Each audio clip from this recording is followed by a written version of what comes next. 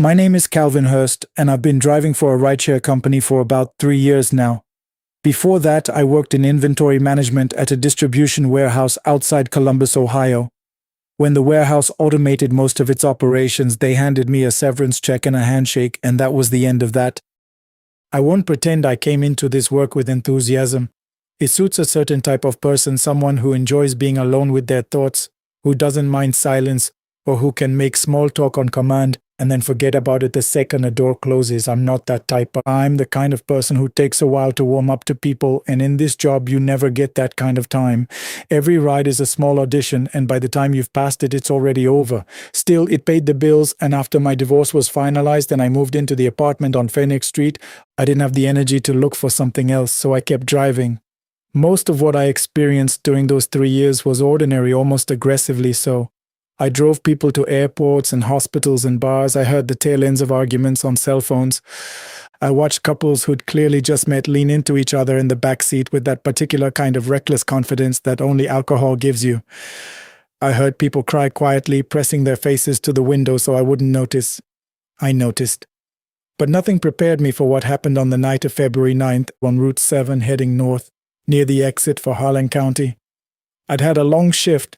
It was a Saturday, which usually means good tips, but also more difficult passengers, people who've been drinking, people running on emotion, people who've decided that the inside of a stranger's car is a confessional booth. I'd picked up 11 fares by the time I got a notification for ride number 12, just after 11 p.m. The pickup was at a rest stop off exit 14, which struck me as slightly unusual. Most people request rides from addresses or businesses, not highway rest stops. But the destination showed a hospital about 40 minutes north, and I figured it was someone whose car had broken down or who'd been waiting for a bus that never came. It happens.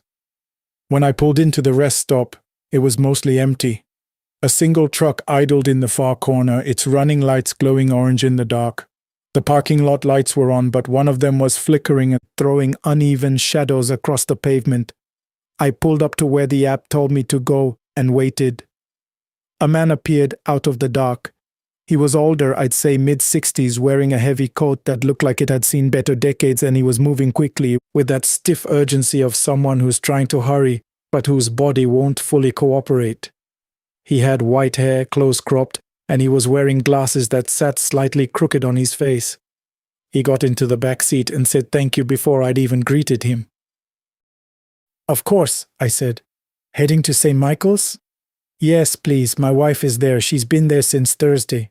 I pulled out of the rest stop and merged onto the highway. The man sat with his hands folded in his lap and looked straight ahead. I adjusted the mirror slightly and could see the lines of worry on his face, not the fresh kind that comes from a sudden shock, but the deep, settled kind that comes from days of sustained dread. His name was Walter, he told me without my asking, Walter Briggs, and he'd been staying at his brother's place nearby, but had come back out to the rest stop because he couldn't sleep in a strange house and had thought the cold air might help. His phone had died and he'd borrowed his brother's to call a car. "She had a stroke on Wednesday night," he said. "We were watching television. She put her hand to her face and looked at me like she was confused, and then she went sideways on the couch." "I'm sorry," I said. Has there been any improvement?" "Some. They say she's stable now, but they want to watch her through the weekend. She's been conscious since yesterday, which they say is a good sign." He said all of this in the flat, careful voice of a person who has rehearsed these sentences many times in hospital corridors, on phone calls, and in the mirror until they no longer cut him when he said them. We drove for a while in silence. I turned the heat up slightly because the car had grown cold. 51 years, he said eventually. "We've been married 51 years. That's a long time." "It is. People don't think it means much when you say it. They think, well, that's just habit, isn't it? Two people who don't know how to be apart anymore." He paused. "Maybe that's some of it, but it's also just she's the person I've always wanted to tell things to. When something happens, good or bad, that's who I want to call. That's never changed." I didn't say anything. There didn't seem to be anything useful to add. "She'd hate knowing I was at a highway rest stop at midnight," he said, and there was a ghost of amusement in his voice. "She always said I had no sense." About 20 minutes into the drive, I noticed the road had become unusually empty. Route 7 North isn't a major highway, but on a Saturday night there's usually some traffic, other rideshare drivers, late travelers, the occasional semi. But for the last several miles we'd been the only car I could see in either direction. I didn't think much of it at first. Then my phone lost its navigation signal. This happens occasionally in that part of Ohio. There are long stretches where the cell towers are sparse, and the GPS drifts or cuts out entirely. I kept going in the direction I knew was right. St. Michael's was a hospital I'd driven to probably 40 or 50 times. I wasn't worried. What I did start to notice was that the road signs weren't matching what I expected.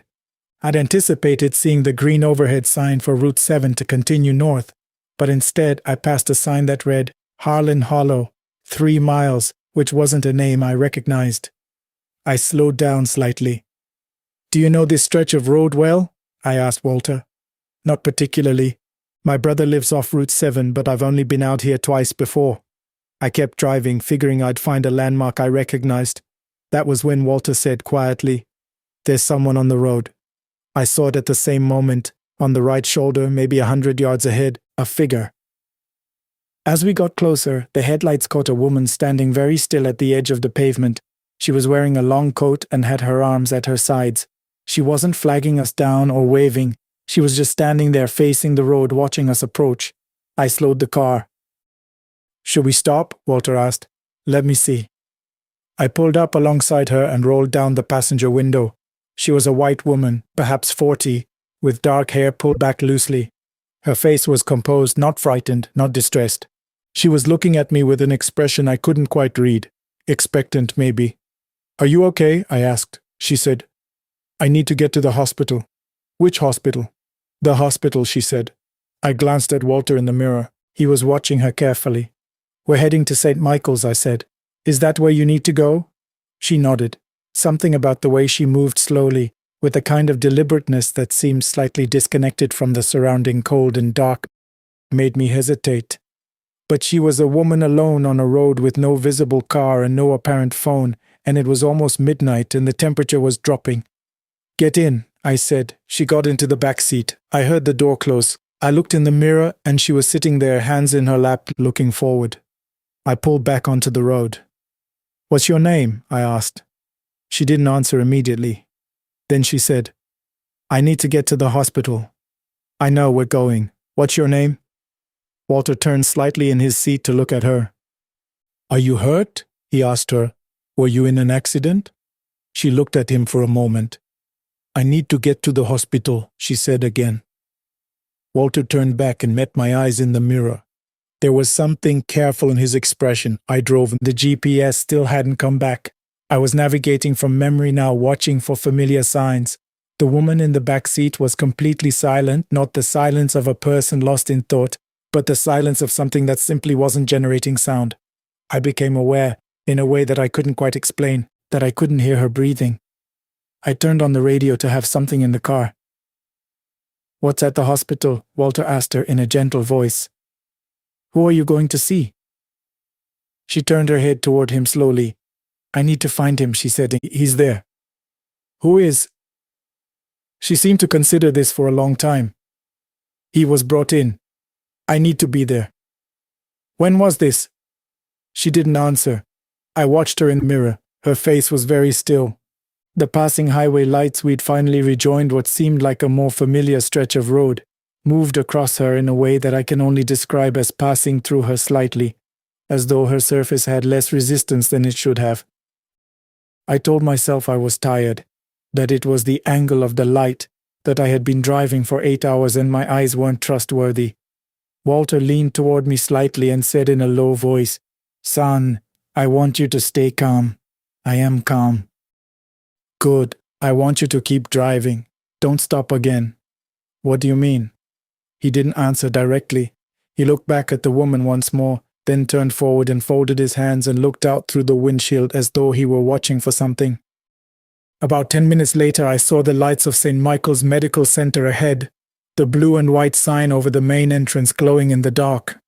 I pulled into the drop-off lane. "We're here," I said, and looked in the mirror. The back seat was empty. I sat for a moment without moving. Walter was still in the front seat. He hadn't said anything. I turned around and looked. The door was closed. The seatbelt had been drawn out but not buckled. There was nothing on the seat, no impression, no object left behind. Nothing. I got out of the car and looked at the pavement around me, at the entrance doors, at the small cluster of people who were coming and going at the hospital entrance. No one matched the woman. Walter got out slowly and stood beside me. "Did you see her get out?" I asked him. "No," he said. "She was there. I saw her in the mirror for most of the ride." "I know. I saw her too." We stood in the cold for a moment. A nurse came out of the entrance with a cup of coffee and gave us a curious look before going back inside. "Does that happen to you often?" Walter asked me. "No," I said. "It's never happened before." He nodded as though confirming something he'd suspected. "It happened to me once, a long time ago, before I met Margaret.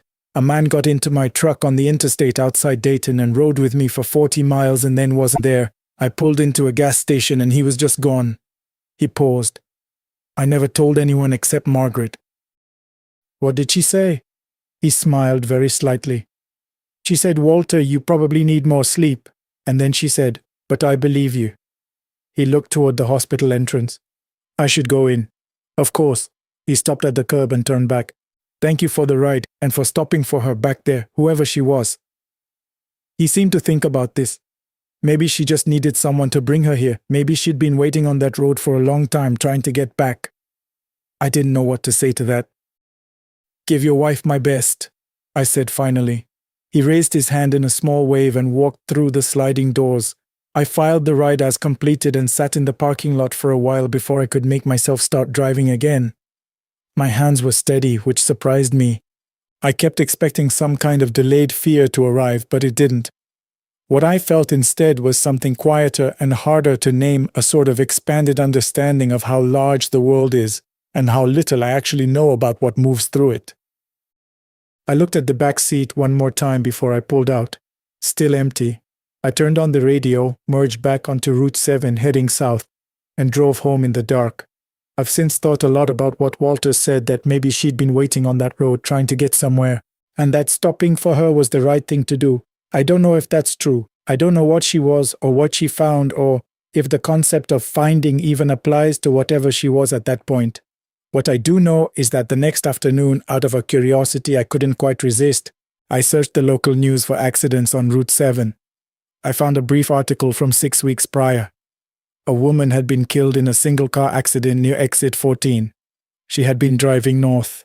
According to the article, her husband had been admitted to St. Michael's earlier that evening following a cardiac episode, and authorities believed she had been rushing to reach him when she lost control of the car. He had survived. She had not. I closed the browser and sat with that information for a long time. I'm still sitting with it. What the water kept. Hey, I've been debating whether to write this down for a long time. People who know me well would probably raise an eyebrow. And honestly, there are mornings when I second-guess myself too. But I've been carrying this around for going on 20 years, and it's starting to feel like it weighs more the longer I hold it. So here it is. I'm a retired Army sergeant. I served in the 82nd Airborne Division out of Fort Bragg, now called Fort Liberty, for 11 years total. I did 2 rotations in Iraq and 1 in Afghanistan. I've seen things in combat that I filed away in whatever compartment the military trains you to use for things like that. But the incident I'm about to describe happened on American soil with no enemy combatants involved. And it's the one I still can't file away. It happened in New Orleans, Louisiana, in September of 2005, roughly 2 weeks after Hurricane Katrina made landfall. For anyone who was young at the time or who only caught it in news highlights, let me give you some context, because it matters to the story. Katrina was a Category 4 storm when it hit the Gulf Coast on August 29th. The storm itself caused catastrophic damage across a wide area, but in New Orleans specifically, it was the failure of the federal levee system's 17 breaches in total that turned a bad storm into something resembling a slow-motion extinction event for entire neighborhoods. 80% of the city flooded. Some areas were underwater for weeks. The official death toll in Louisiana alone exceeded 1,800 people, though local historians and researchers will tell you the real number was almost certainly higher.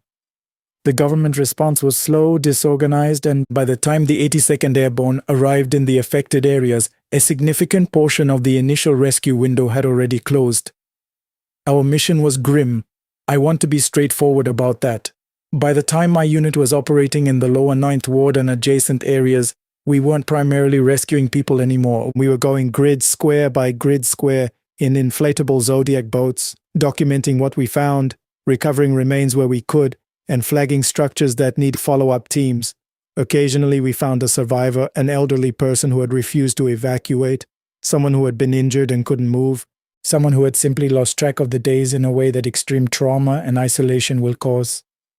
But it wasn't common. Mostly it was the other thing.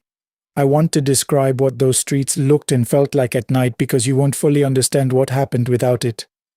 The lower Ninth Ward after dark, without electricity, without traffic, without any human activity, was one of the most disorienting environments I've ever operated in, and I've operated in some disorienting environments. The water level in the streets ranged from about 3 feet in the shallower areas to 8 or 9 feet in the low-lying blocks closer to the industrial canal.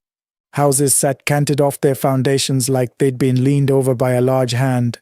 Cars were suspended in second-floor windows. Trees had been stripped bare. Telephone poles stood at wrong angles, their wires trailing into the water.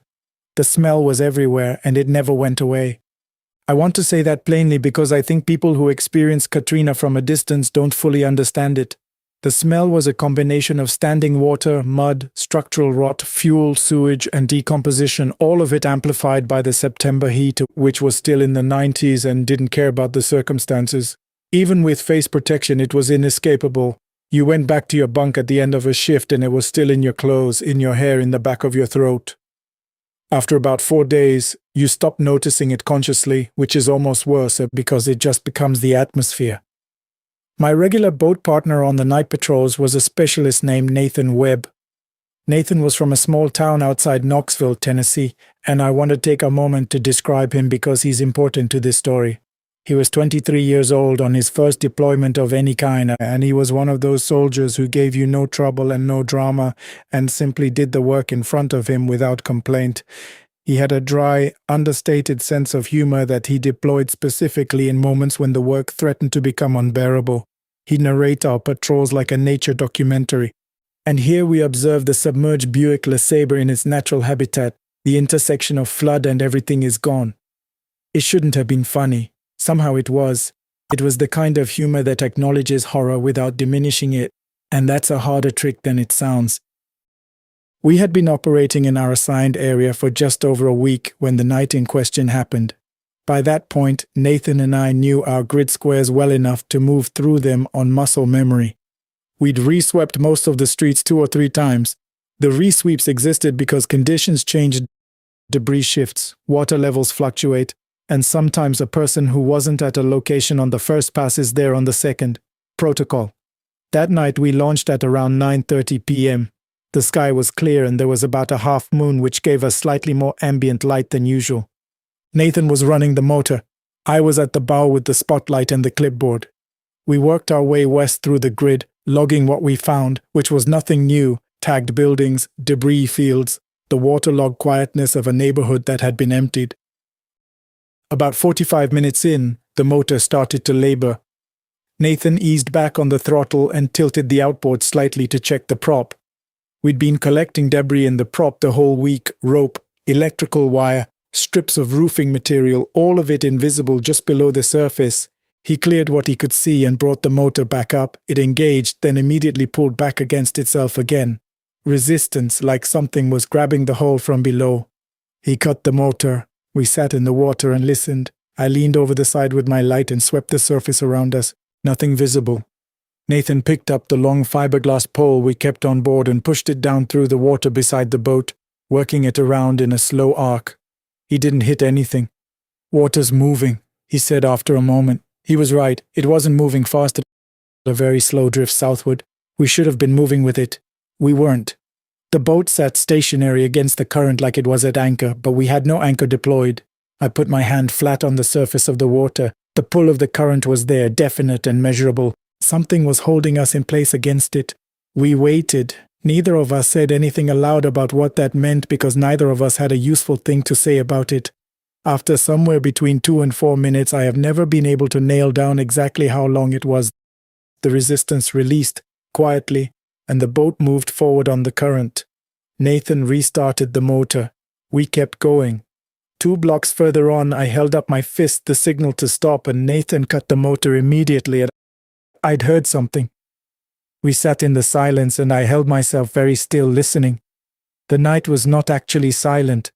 There was the water sound, constant and low. There was the creak of structural wood under strain somewhere in the block to our left. Far off, maybe a mile, the generators of the main processing facility put out a low hum, but underneath all of it, barely audible, was a voice. It was a woman's voice, high and thin, cycling through the same phrase. "Help us, please, somebody help us." Not screaming, not desperate in the way of someone who has just realized they're in danger. Rhythmic, repetitive, the same pitch, the same cadence each time. Nathan turned to look at me from the stern. I gestured north and he nodded. We moved up a side street, running slow with just the momentum from the current and occasional bursts from the motor. The houses on this block were 2-story shotgun doubles, the kind you see all over the older parts of New Orleans. Most had been marked by search teams, spray-painted X codes on the front faces, dates, the grim accounting of who had been found inside and in what condition. The water lines on the upper halves of the structures were clearly visible even by moonlight, high water marks in pale, silt-colored bands running across the siding. The voice continued. It didn't get louder as we approached, which bothered me without my being able to articulate why. If it was a person trying to be heard, you would expect some escalation, some attempt to project toward the sound of a motor. There was none. Just the same phrase, the same rhythm, like a recording on a loop. We came around the corner, 3rd house on the left, 2nd floor. A woman was standing at the open window. Nathan trained the spotlight on her. She didn't react to it, didn't raise her hand against the light, didn't lean forward to see what the source was. She stood with both hands resting on the windowsill, looking outward at something past us or through us, and her mouth was moving in the phrase we had been hearing. She appeared to be wearing a light-colored dress, something with long sleeves, which was not weather appropriate for September in Louisiana. Her dark hair was wet and lay flat against her face and neck. She was not young, middle-aged, I would have said, and there was nothing in her expression that corresponded to the urgency of the words she was saying. She looked calm, almost placid. "Ma'am," I called it loud and clear. "United States Army, we are here to assist you. Can you hear me?" She continued, "Help us, please, somebody help us."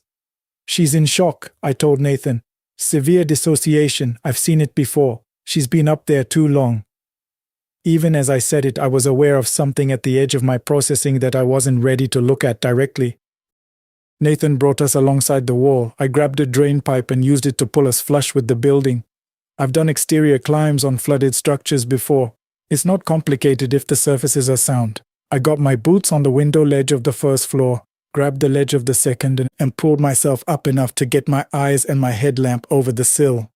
The room was dark. A bed on its side, a dresser with the drawers pulled out, religious pictures on the wall, slightly askew, mud on everything on the floor, on the furniture, over every flat surface, in that flat, dried, undisturbed way that means no one has been in a space for many days. It's a texture you learn to read in that kind of work. The mud on that floor had not been walked on since the flooding. She was not in the room. I turned my head and looked directly at the window frame. She had been standing right here. I was looking at the exact space where her hands had been on the sill. I descended back into the boat. Nathan was looking at me. His expression was controlled, because that's who he was, but something behind his eyes had shifted slightly. "I can't see her anymore," he said, scanning the window with the light. "Is she back from the frame?" "No," I said, a pause. "She's not there." "I know," I said. "I saw her," he said. "I know," I said again. "I saw her too." We held our position for a while. The voice had stopped. The house was quiet in the way that only empty houses are quiet, a total absence of interior sound that has its own particular quality. Somewhere on the block behind us, that same piece of stressed wood shifted and groaned and then was silent. I want to be honest about what I felt in that moment, because I think honesty is the only reason to tell this story at all. I have been in situations that involve genuine mortal danger, incoming fire, IED strikes, close-quarter situations. In those moments, the body does something specific and involuntary. It goes into performance mode. The fear is there, but it's almost downstream of the function. You move and react and process, and the fear arrives later at rest. This was different. This was cold and still and had no adrenaline in it at all. It was more like wrongness, the specific physical sensation that something in the fundamental order of things was slightly off. The way a sound that is just barely the wrong pitch registers in the back of the skull before the ear processes it consciously. I was not afraid. I was something else that does not have a clean English word for it. We resumed the patrol. We logged the building, its markings, its location, the notation occupancy unconfirmed, and moved on. We didn't discuss what had happened until we were back at the launch point, loading out of the boat, and then only briefly. I'm going to write it up as a possible survivor sighting. Occupant not located, I told Nathan. He nodded. That's what it was, he said, and we left it there. 2 nights later, on a daylight resweep of the same area, I brought the boat around to the building again. In daylight, it looked different in the way everything looks different in daylight, smaller, more ordinary, less charged. I moved in close enough to read the facade. Beneath the water damage and the layer of deposited sediment just below the window line of the second floor, there was a sign painted directly into the siding. The paint was old enough that the flooding hadn't changed its relationship to the surface. It had been there for decades. I had to hold my light close and trace the letters with my eye to make them out. Delisle's boarding house, Est, 1901. I wrote it in my log. About a week after my unit rotated out of the operational area, I was at the regional processing point going through debriefs and administrative out-processing. Among the civilians moving through the facility, NGO workers, medical contractors, local volunteers, there was an old man sitting alone off to the side, watching the activity with an expression of absolute patience. He was perhaps 70 years old, small, dressed neatly in the way of someone who maintains formality as a matter of principle rather than circumstance. He had none of the compressed exhaustion that most people in that facility were wearing like a second skin. His name was Mr. Celestin. He was a retired school teacher, a lifelong New Orleans resident who had evacuated early and returned as soon as he was permitted, working with a local historical preservation group to document what the flooding had taken and what it had spared. He was reviewing photographs and making handwritten notes in a ledger. We fell into conversation the way you sometimes do when you're waiting and there's nothing to do but talk. He was easy to talk to, the kind of person who listens without hurrying you. I didn't plan to tell him what had happened, but I found myself mentioning the boarding house on Desolate Street, and once I had mentioned it, I told him the rest. He heard me out completely before he responded. You know anything about the flood of 1927? He asked. I told him I knew it had happened, but not much more than that. He explained it to me quietly as a teacher explains something that is both a fact and a wound. The Great Mississippi Flood of 1927 was, for 30 years, the worst river flood in American history. In Louisiana, as the river rose and levee failures became imminent, a group of New Orleans businessmen and city officials made the decision to deliberately detonate the levees downriver in St. Bernard and Plaquemines parishes to relieve the hydraulic pressure threatening the city's commercial center. They gave the downstream residents almost no advance warning. The communities affected were predominantly poor, predominantly black, and without meaningful political power to resist or seek redress. Many were displaced, many lost everything, some drowned. And there were incidents closer in, Mr. Celestin said, less documented, boarding houses in certain low-lying neighborhoods, people who didn't have transportation, who had no family to call, who were old or sick or who simply did not receive word in time. He was quiet for a moment. The records from those houses are incomplete in ways that are not entirely accidental. I asked him what he believed about what we saw. He looked at me carefully before answering, as though measuring what kind of answer I could receive. My mother used to say that water holds memory, he said finally. It is an old Creole expression. She meant it literally. She believed that water, particularly floodwater, water that has been through great violence and great loss, retains something of what has passed through it. And when it returns to a place, it brings what it is carrying. He folded his hands on the ledger in front of him. Katrina brought back a great deal of old water, old grief. You understand what I mean. I told him I thought I did. He didn't offer anything further. We shook hands and he went back to his photographs and I never saw him again. I've thought about that woman in the window more times than I can count.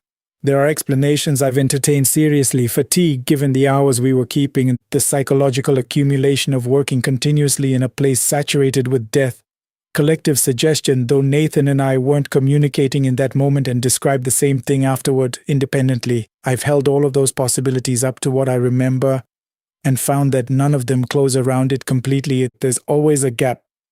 What I keep coming back to is this. When I ran into Nathan Webb at a unit reunion about 8 years after Katrina, I brought it up without any preamble. I just said the street name and watched his face. He closed his eyes briefly, the way you do when something comes back to you fully formed. And then he nodded once and said, Yeah, I still think about that. He didn't ask me to explain or expand. He didn't offer his own theory. We just sat with it for a moment and moved on. Sometimes the most honest thing two people can do is acknowledge that they both saw something and agree not to pretend otherwise. I spent 11 years in a profession where death is not abstract, where it is proximate and has a smell and a sound and sometimes leaves marks on the people who are near it long after the immediate event is over. In that kind of work, you develop a different relationship with the concept of permanence. You start to understand that the past is less finished than most people assume, that certain events, particularly violent ones, sudden ones, ones that leave people without the ordinary human passage toward an end, do not always conclude cleanly. Some places hold on to what happened inside them. I don't have the vocabulary to describe the mechanism, and I would be skeptical of anyone who claimed they did. What I can tell you is that a woman stood at that window in the lower 9th Ward in September of 2005, calling for help that had not come in 1927 and would not come then either. She was part of something larger than herself, a pattern, a residue, a memory kept in the water that had returned. And then the water pulled back again, as it always does, and took her with it. That's all. I just needed to say it somewhere. Never open the gate. My name is Marcus Hale, and what I'm about to tell you is the reason I no longer go camping, the reason I sold my truck, and the reason my friend Daniel hasn't slept a full night in over 2 years. I know how these stories usually go. Someone tries to convince you it was real, you nod politely, and you move on with your day. That's fine. I'm not here to convince anyone of anything. I'm only here because keeping this inside has cost me more than telling it ever will. It started the way most stupid decisions do, with a long weekend and too much confidence. There were 4 of us back then, me, Daniel, my cousin Petra, and a guy we'd known since middle school who everyone called Griff. We'd been doing outdoor trips together since our early 20s, nothing extreme, just the kind of weekend adventures that make regular life feel worth going back to. Hiking trails, river camping, the occasional dirt road that led somewhere the maps didn't bother naming. We knew what we were doing, or at least we thought we did. That particular November, we'd had our eyes on a stretch of state forest in rural Pennsylvania, about 3 hours from the city, a place Griff had visited briefly years before and never stopped talking about. The trees out there are different, he'd say, which sounds absurd, but anyone who spent real time in old-growth forest knows exactly what he meant. There's a stillness in those places that feels earned, like the land has been around long enough to stop caring whether you're there or not. We left on a Friday afternoon, packed into my truck with enough gear to survive a week, even though we only planned to stay 2 nights. The drive took us through a series of progressively smaller towns, each one a little more faded than the last, gas stations giving way to farmhouses giving way to nothing in particular. By the time we turned off the main highway, the radio had already given up finding a signal. Petra was navigating from the passenger seat using a paper map she'd printed the night before because Griff had warned us the cell service out there was essentially non-existent. That should have been our first indication of how isolated we actually were. We set up camp near a creek about 1.5 miles from where we'd parked, a good spot with flat ground and natural windbreak from a limestone ridge to the north. The first evening was everything we'd hoped for. Griff had brought a portable speaker, and we played music low enough not to disturb the woods, cooked over the fire, told the kind of stories that only come out when you're far enough from civilization to feel slightly untethered. The temperature dropped steadily after dark, but we were prepared for it, layered up and warm. The second day was when things began to shift. We'd spent the afternoon exploring a section of the forest further east, following a deer trail that wound through a dense cluster of hemlocks before opening unexpectedly into a clearing. In the center of that clearing stood what remained of a stone gate, or rather the 2 pillars of one. Whatever structure they'd once framed, a fence, a wall, an entrance to something, was long gone. The pillars themselves were maybe 8 feet tall, dark with moisture and age, with carved details along the top that had worn down to near illegibility. Griff crouched and studied them for a while before suggesting they might be from an old estate, something pre-Civil War based on the stonework style. We took some photos, poked around the surrounding area for a few minutes, and then headed back toward camp. None of us thought much about it at the time. We probably should have.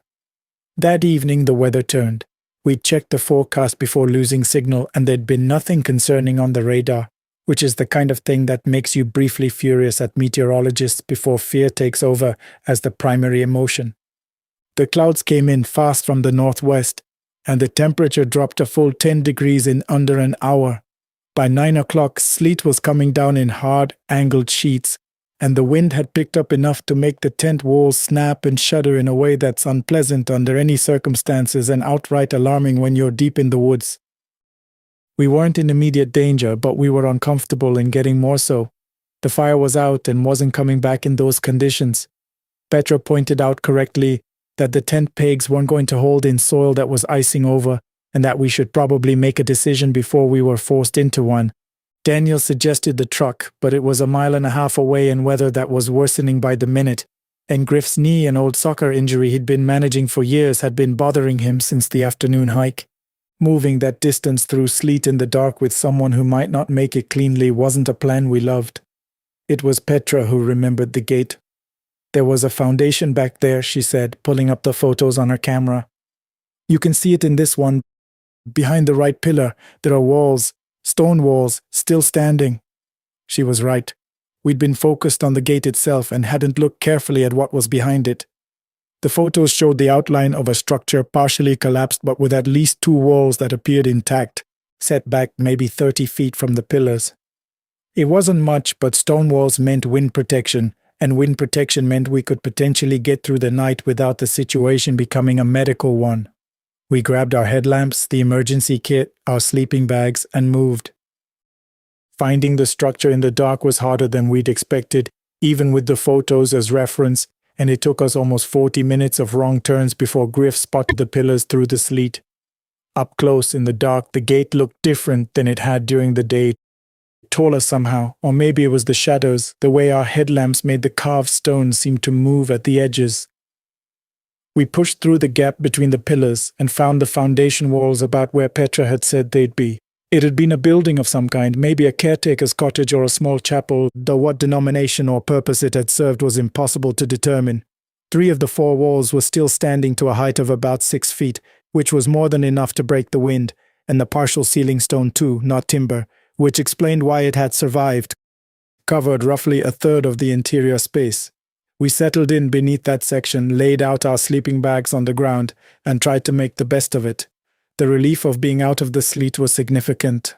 For a little while the mood actually lifted. Daniel pulled a flask from his pack and we passed it around, and Griff told a story about a camping trip where a bear had casually walked through their campsite at 2 a.m, and none of them had said a word until it was out of earshot. We laughed. The sleet hammered the partial ceiling above us. The wind moved through the open sections of wall, but weakly, like it had lost interest. I remember looking toward the gate from where I was sitting and thinking about how strange it was that something so old could still be standing. Whatever family or institution had built this place, they were long gone and completely forgotten, and yet here were the stones they'd cut and placed still holding. That's when Griff made the joke. He said it the way he said most things, casually, the punchline already in his voice before the setup was finished. He raised the flask toward the gate and said, "To whoever's out there, if there's a spirit or a ghost or whatever haunting this old place, you're more than welcome to come join us. We've got room." Petra told him to stop. He laughed and said it again, louder, directed out toward the open gate. "Seriously, any entity in the vicinity, you have an open invitation. Come on in, the more the merrier." Daniel shook his head. I told Griff he was an idiot. And that was it. We moved on. The conversation shifted, and within a few minutes I'd stopped thinking about it. But I noticed, and I think we all noticed without saying so, that the sound of the sleet changed after that, and is difficult to describe precisely. It didn't get louder or quieter. It just became more textured somehow, like there was something underneath it that hadn't been there before, a frequency that wasn't quite audible but that you felt in your molars. I assumed it was the wind finding a new angle through the broken sections of wall. I assumed a lot of things that night that turned out to be wrong. The first sign was the smell. It came in without warning, not the wet mineral smell of old stone and forest that had been with us since we'd arrived, but something organic and wrong. The kind of smell that bypasses intellectual processing and speaks directly to the oldest part of the brain. Petra covered her mouth. Daniel turned his head. Griff, to his credit, was the first to actually say something. "What is that?" None of us had an answer. The second sign was the gate. I was facing it when it happened. Our headlamps were positioned to illuminate the interior of the structure, so the gate itself was mostly in shadow, visible only as a pale shape against the darkness beyond. I was looking at it when a flash of lightning somewhere far off to the east lit the sky for half a second, just long enough to see that someone was standing in the gap between the pillars. I want to be careful about how I describe what I saw because I've gone back over it thousands of times since that night, and I know how easy it is for memory to fill in details that weren't there. What I can say with certainty is this. There was a figure in the gateway, upright and motionless, and it was not shaped the way a person is shaped. The proportions were close to 2 legs, a torso, something like a head, but they were wrong in a way that I still don't have clean language for. Too long in some places, too abbreviated in others, like a rough approximation of a human being made by something that had only read a description of one. The lightning was gone before any of us could react. "Did you?" Petra started. "Yes," Daniel said. We pointed our headlamps at the gate. Nothing. Griff said it was probably a deer, that the shape had played tricks on us, and I could hear in his voice that he didn't believe it. We sat very still for several seconds. The sound beneath the sleet was louder now, or maybe I was more aware of it. The smell had gotten worse. Then the sound moved inside. That's the only way I know how to put it. Whatever had been outside the walls was now inside them, not because we heard anything cross the threshold, not because we saw anything come through the gate, but because suddenly the quality of the air in the interior of the structure was different, occupied. I have tried for 2 years to find a more rational description, and I cannot. The space we were sitting in had been 4 people, and now it was 5. Petra said we needed to leave. She said it quietly, the way people speak when they're trying not to provoke something. I agreed with her. I think we all agreed with her. The problem was that the gate was the only exit, and the gate was where the figure had been. What happened in the next several minutes is something I've reconstructed mostly from comparing notes with Daniel and Petra afterward, because my memory of it is fragmented in a way that feels almost deliberate, as though whatever was happening was too much for the mind to store cleanly. I know that the objects in the structure began to shift. The stones on the ground, small loose ones that had fallen from the walls, were moving, rolling without any wind to push them, converging toward the center of the space. I know that the temperature dropped so sharply and so fast that our breath came in visible clouds. I know that something was making a sound that was not quite a voice and not quite anything else, something that seemed to come from the stone itself rather than from any point in the air. And I know that at some point Griff started to cry. I'd known Griff for 22 years and I had never seen him cry, not once, not at funerals, not at the end of his relationship with someone he'd spent 5 years with, not when his dog died. He was sitting with his back against the wall and his knees pulled to his chest and tears were running down his face and he was shaking so hard I could hear his teeth. He wasn't looking at anything I could identify. He was looking at something in the middle of the room that the rest of us couldn't see. "It's answering me," he whispered. "It says I invited it." Daniel grabbed Griff by the arm and pulled him upright, and that's what broke the paralysis movement, physical contact, the chain reaction of one person deciding to act. Petra had her headlamp aimed at the gate and we ran. I don't remember the decision to run, I only remember running, my boots hitting wet ground, the pillars flashing past on either side of me, the sleet hitting my face, and then we were through the gate and in the open forest and still running. Griff couldn't keep pace. His knee buckled on the 3rd or 4th stride past the gate and he went down hard in the mud, and Daniel and I each grabbed one of his arms and half carried him the rest of the distance to the truck. I don't know how long it took. It felt simultaneous and eternal. The whole time we ran, I had the absolute physical conviction that something was close behind us, not chasing exactly, but keeping pace, present in the way the smell had been present, in the way the sound beneath the sleet had been present at some threshold just below the directly perceptible. We got to the truck, I got the door open, we got Griff into the back seat and Petra climbed in, and I got behind the wheel and got the engine started, and that's when Daniel, who was still outside and reaching for the passenger door, stopped moving. I looked where he was looking. At the tree line, maybe 20 yards from the truck, the figure was standing. Not the approximation of a shape that I'd seen for half a second in a lightning flash. This was sustained, visible in the headlights. And I can tell you now with no uncertainty that what I saw was not a living person, and was not an animal, and was not anything that belongs in the world of things I had previously understood to exist. It stood in the light and the sleet passed through it, not around it, through it, and then it turned its head, if head is the right word, toward the passenger side window, toward where Griff was sitting. Griff's voice came out as something barely human. He was saying no, he was saying he was sorry, he was saying please, he was already clawing at the door handle from the inside to get away from the window. And then we heard the voice. I want to be precise. We heard it inside the cab of the truck, with the doors closed and the engine running. It was not a sound that traveled through the air. It was in the cab with us, the way the presence had been in the structure with us. It said, "You invited me in once, will you again?" It was directed at Griff. There was no ambiguity about that. I put the truck in reverse and I drove. I drove with my eyes on the rearview mirror more than the trail, which is a dangerous way to drive in the dark on rough terrain, and I don't recommend it. Petra was in the back with Griff, holding his arms against his sides because he was hitting himself in the head with both hands trying to get something off of him that wasn't there. Daniel had managed to get the door shut and was telling me which way to turn. And for a few minutes that was the whole world. His voice, my hands on the wheel, the sound of whatever was in the cab with us fading degree by degree as we put distance between ourselves and those pillars. By the time we reached the paved road, it was gone. Not gone the way a sound fades when a source moves away, gone the way a held breath releases, sudden and complete. Griff had a hairline fracture in his wrist from the fall near the gate, which we discovered at the hospital. The ER staff asked the expected questions. We gave the expected vague answers.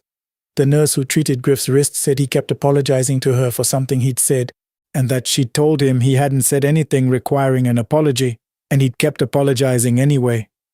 It took a long time to piece together what he'd experienced. He told us eventually, over several conversations in the months following, that what he'd seen in the center of the structure that night wasn't formless. He said it had shown him things, not visions exactly, more like an awareness that was placed into him. An understanding of how old something was, how patient, how completely indifferent to what we were. He said the worst part wasn't the fear. He said the worst part was that it hadn't been angry. It hadn't been menacing in any purposeful way. It had simply responded to an invitation the way any guest would, by arriving, by staying as long as it wished, and by being curious about whether it would be welcomed again. I spoke to someone eventually, a person with a background in religious scholarship who studied what he called threshold traditions, the folklore and spiritual practices that have developed across cultures, specifically around the idea of invitation as a form of permission.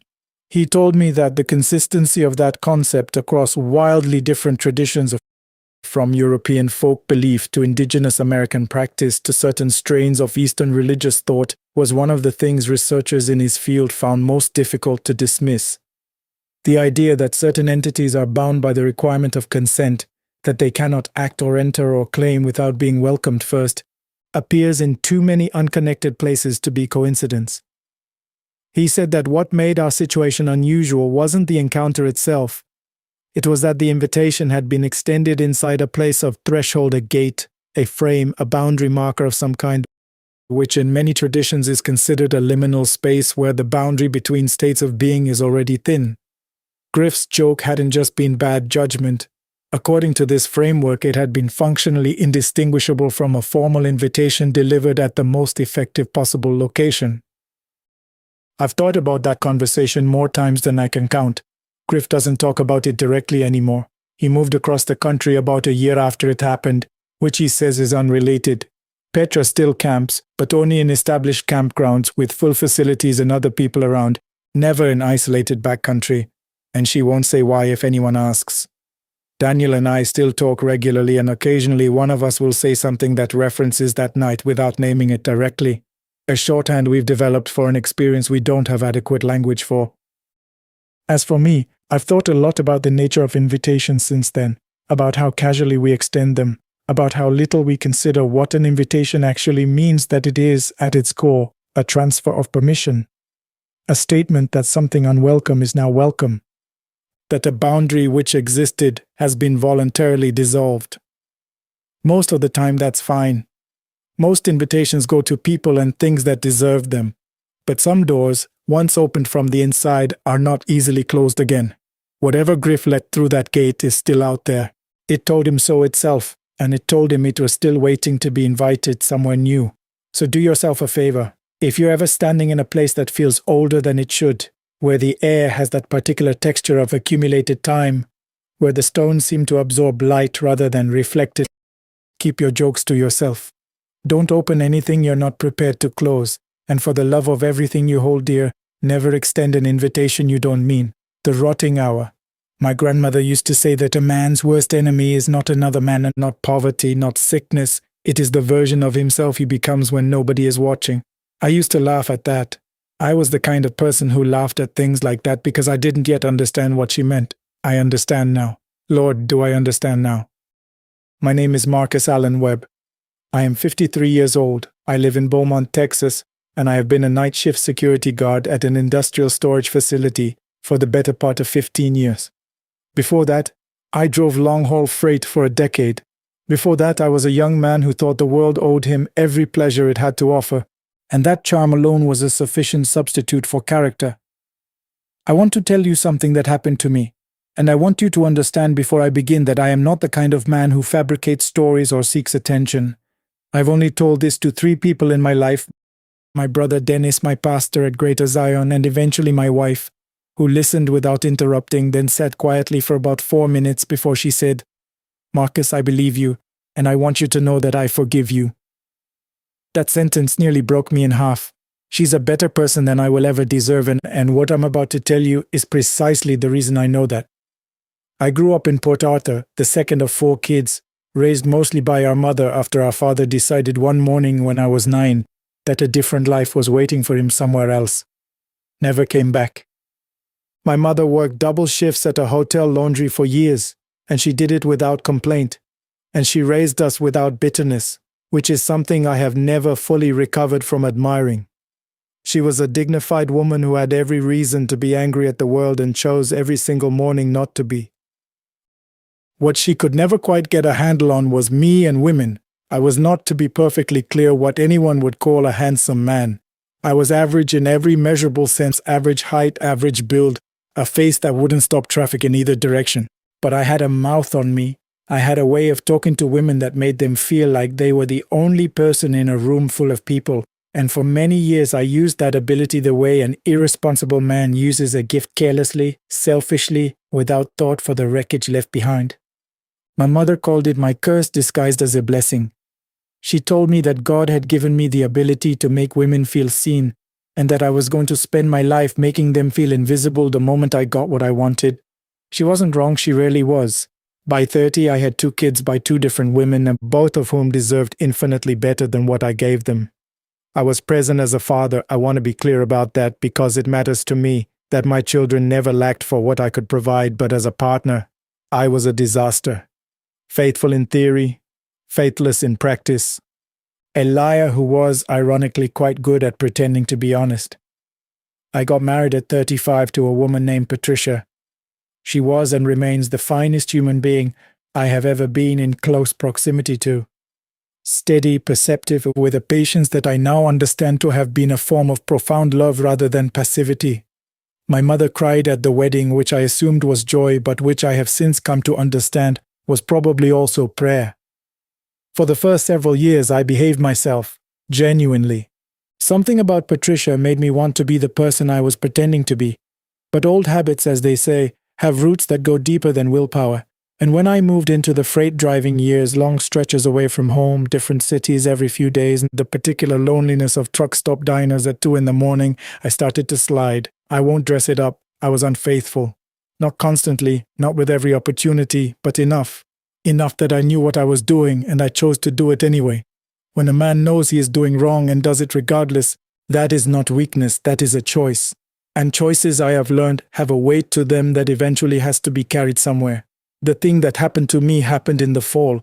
I remember the leaves were turning, that particular smell of East Texas autumn, pine resin and dry rot, and something faintly sweet underneath. I had a run from Houston down toward Lake Charles, crossing through a stretch of highway that I knew well enough to drive half asleep, which at 3 in the morning I very nearly was. I pulled into a rest stop just past the state line to get some coffee from my thermos and stretch my legs, and that is when I saw her. She was standing at the far edge of the parking area, near where the floodlights failed and the darkness began.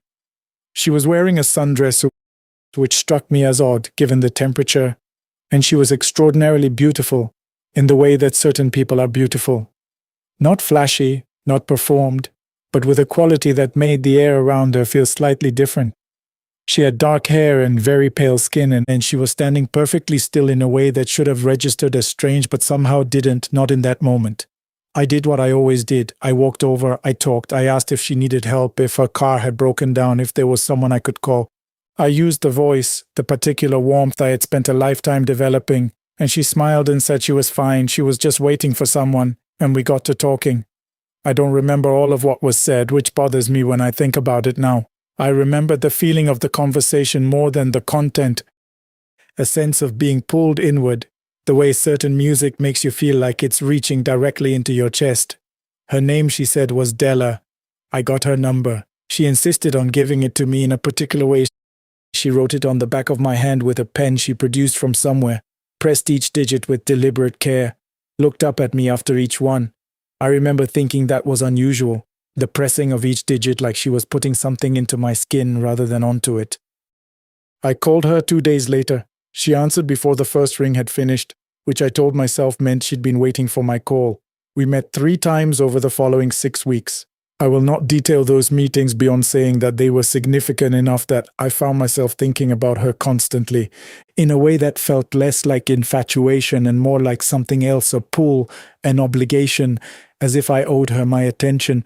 She never wanted to meet at normal places, always somewhere peripheral, a parking structure, an access road behind an industrial building, a park at hours when parks are not meant to be inhabited. She never seemed cold, even when she should have been. She never seemed tired. The third time I saw her, I noticed something that I chose in the moment not to fully process. She did not eat. We met near a small diner and I ordered food for both of us, and she sat across from me for 90 minutes and did not touch a single thing on her plate. She watched me eat with an expression that I can only describe as patient satisfaction, like she was already getting what she needed. I did not see her again after that night. What I mean is I did not go looking for her, but she found me. My brother Dennis called me about 2 weeks later on a Sunday afternoon. He lives 40 minutes from our house and he had been driving past the neighborhood on his way somewhere else and had swung by spontaneously to visit. Patricia let him in, made him coffee, and while they were sitting at the kitchen table, a woman came to the front door. Dennis described her to me later that evening when I got home. Tall, dark-haired, pale, sundressed. This was November. She knocked, and when Patricia answered, the woman asked for me by my full name, Marcus Allen Webb, all 3 of them, which is not how anyone who knows me casually addresses me. Patricia said I wasn't home. The woman Della said she would wait and stood on the porch without moving for 45 minutes until Dennis, growing uncomfortable, went to the door and told her firmly that it was time for her to leave. She looked at him for a long moment, he told me, and then she turned and walked down the driveway and around the corner, and he watched from the window to see which direction she went. And she was simply not there, not moving around the corner slowly, just gone. Dennis is not a man given to imagination. He was Special Forces for 8 years. He does not alarm easily, and he was alarmed. Marcus, he said to me that night quietly, while Patricia was in another room, who is that woman and what did you do? I told him everything. He didn't say much. He sat with it the way he sits with difficult information, and then he said, You need to talk to Pastor Green, tonight if you can. I did not talk to Pastor Green that night because I convinced myself it could wait, and because I was embarrassed, and because there was a part of me that still thought there was a rational explanation for all of it. That part of me recalibrated 3 days later when I woke up at 4 in the morning to find Della standing at the foot of my bed. Patricia was asleep beside me. The room was dark except for the nightlight in the hallway, which threw just enough light into the doorway that I could see clearly. Della was standing at the foot of the bed watching me. She was wearing what she had always worn. She was smiling. And she was, I need you to understand this because I have gone over it 10,000 times, and there is no other way to describe it. She was only present from approximately the waist up. Below that, nothing. Not cut off, not obscured by darkness, simply not there, as if she had been printed on the air and the printing had stopped halfway. I didn't scream. I don't know why. I think some part of my mind had already, on some level I hadn't accessed consciously, understood what she was. Instead, I lay absolutely still, and I watched her watch me, and after a period of time that I cannot accurately estimate, 30 seconds, 3 minutes, I genuinely cannot tell you, she was gone. Not fading, not walking out. Gone. One moment present, the next moment not. I got up and went to the bathroom and sat on the edge of the tub until the sun came up. I called Pastor Green in the morning. I told him everything, sitting in my truck in the parking lot of the facility where I worked, because I couldn't tell it inside the house. He listened without interrupting, which is one of the things I have always valued about him. When I finished, he was quiet for a moment, and then he said, "Marcus, before I say anything else, I need to ask you something, and I need you to be honest with me. Do you understand that what you were doing was wrong, and are you genuinely willing to stop?" I said yes. I said it and I meant it, which was different from the many previous times I had said similar things and meant them only partially. He said, "Then we're going to pray and we're going to keep praying and you're going to confess this to your wife and you're going to be patient with whatever comes after that." I said I would. The other thing that came was physical, and this is the part that I debated, including, "But you deserve the complete account." Starting about a week after the last time I saw Della, I developed a condition, and I will be as clinical as possible, my hands. Specifically the back of my left hand, where she had written her number. The skin there began to change. It darkened, then cracked, then began to emit an odor that I can only describe as organic decay, the smell of something that had been dead for a while in a warm place. I went to a dermatologist who referred me to an infectious disease specialist who ran panels I did not fully understand. What they told me was this: the tissue on the back of my hand was infected with a bacterial strain that, according to the specialist, Dr. Ferreira, she had genuinely never encountered in a living patient. The bacteria present were the kind associated with advanced decomposition of biological matter. In her exact words, written in the report that I still have, they were bacteria consistent with microbial populations found in severely decomposed remains. The treatment was aggressive and long and genuinely painful, and there were several weeks in which Dr. Ferreira told me, with a careful neutrality that I recognized as controlled alarm, that the tissue damage was progressing faster than the antibiotics could counter it. She said this in a way that implied the word amputation without using it. I was in treatment for 11 weeks. I prayed every day. I told Patricia, as I had promised Pastor Green I would, and she sat quietly for 4 minutes and she said what I already told you she said. The infection resolved completely, which Dr. Ferreira described in a follow-up note as outcome inconsistent with projected trajectory. The hand healed. There is scarring, there will always be scarring, a tracery of discoloration along the back of my left hand that maps almost exactly to where each digit of that number was pressed, but I have full function. I haven't looked for the number. I don't know that it would still be there. I don't want to know. I've tried in the years since to understand what Della was. I'm not a man who moves easily into supernatural explanations. I was raised in a church, but I was also raised skeptical, trained by my mother to test things. What I know from the scientific side is what the report says. Bacteria from a decomposed body were on my skin and in my body, introduced through contact with something or someone that should not have been ambulatory. What I know from the other side is what Dennis saw walking away from my house and what I saw standing at the foot of my bed and what I feel in my chest when I think about those meetings near the edges of parking lots at hours when decent people are asleep. There are stories, old ones from a number of different traditions I have spent some time reading in the years since, of entities that take the form of beautiful people in order to attach themselves to the living. Different cultures name them differently. They appear at the margins of places, at the boundaries between lit and unlit spaces. They are described in some accounts as being visible only partially from the waist up, the records say again and again across traditions that have never spoken to each other. They are attracted, the stories tend to agree, to a particular kind of person. Not an evil person precisely, a person who has cultivated the habit of wanting more than they've been given, of reaching past what is rightly theirs. I was exactly that person. I am a different person now, or I am trying to be, which may be the same thing.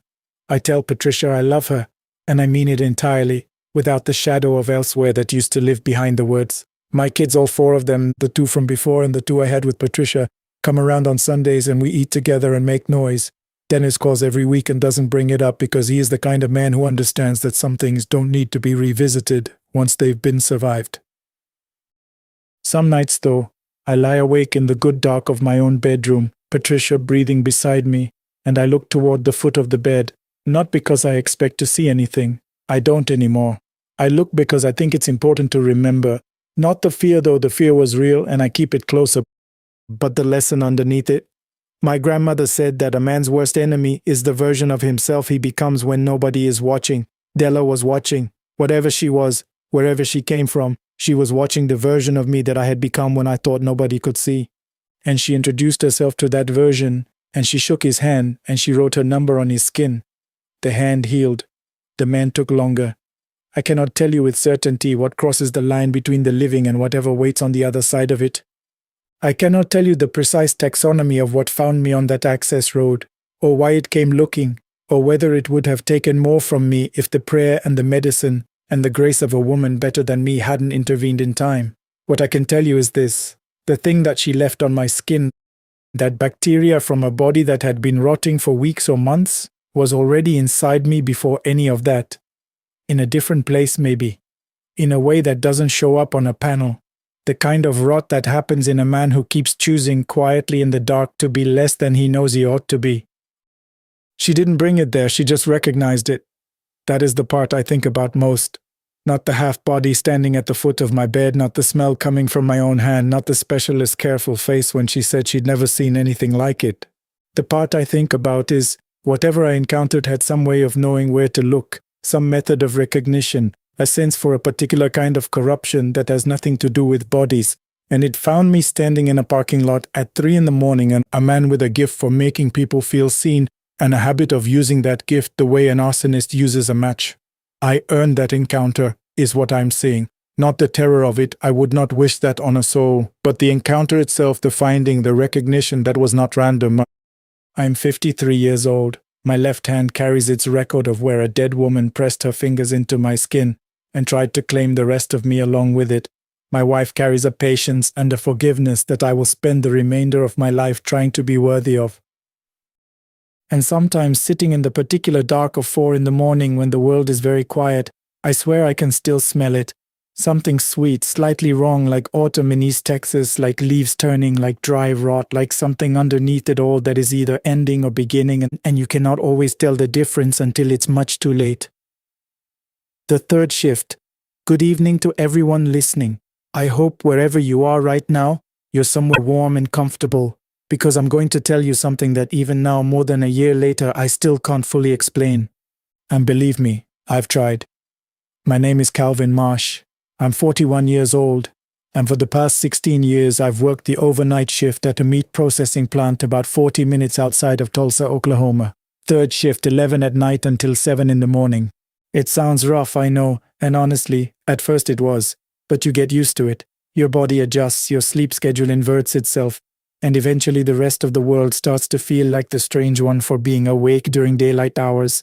I'm not here to complain about the work. The pay is decent, the benefits are solid, and most of the guys I work with are good people. There's a rhythm to it, even if the rhythm happens to involve hydraulic saws and refrigerated air cold enough to make your fingers ache by 3 in the morning.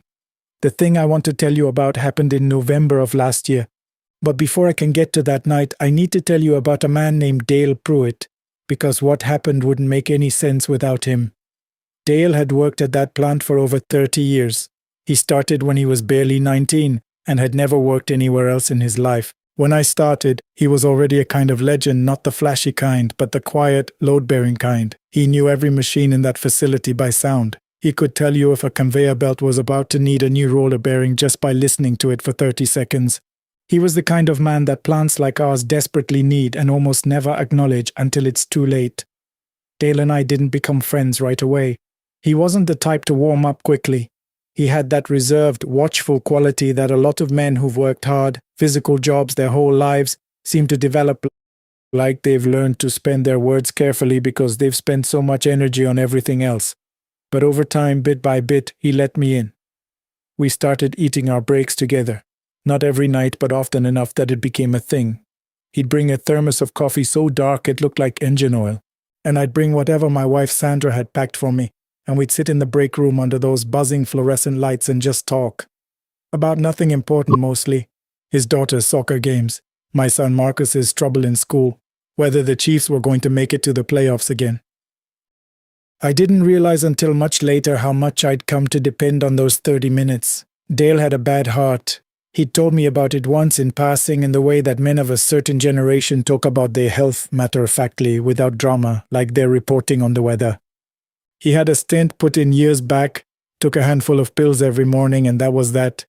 He wasn't going to be stopped by it. He died on a Tuesday in March. He was in the middle of his shift, walking from the cold storage unit back toward the main floor, and his heart simply stopped. One of the guys from first shift who was pulling a double found him on the ground between two rows of shelving. The paramedic said he was probably gone before he hit the floor. I didn't find out until I came in for my shift that night. Someone had taped a piece of paper to the break room door. It said, "With heavy hearts we inform you of the passing of Dale Pruitt, valued employee and friend," and then a date and then a phone number for an employee assistance program. I stood there reading that piece of paper 3 times. I don't know what I was looking for. A mistake maybe. Some other explanation. I sat down at the table where we always ate our breaks, and I didn't move for a long time. The next several months were harder than I expected. I'm not saying this to be dramatic. I'm saying it because it surprised me. Dale was my co-worker, not my family. We never socialized outside of work. We'd never once had a meal together in the daylight hours. But grief, I've come to understand, doesn't really care about those distinctions. Sandra kept telling me I should talk to someone, a counselor maybe, or at least a doctor. I told her I was fine. I was doing what men like me do, which is to say I was pushing it down and forward and pretending the weight wasn't there. Work became harder, not because anything changed. Mechanically speaking, the machines ran the same. The product moved the same. The fluorescent lights buzzed with the same indifferent consistency. But the break room felt wrong. I started eating at my station instead. I stopped bringing the good food Sandra packed and started just grabbing things from the vending machine. I was losing the thread of the routine that had held me steady, and I didn't have enough distance from it to see that clearly. By November, I had settled into a kind of gray functional numbness.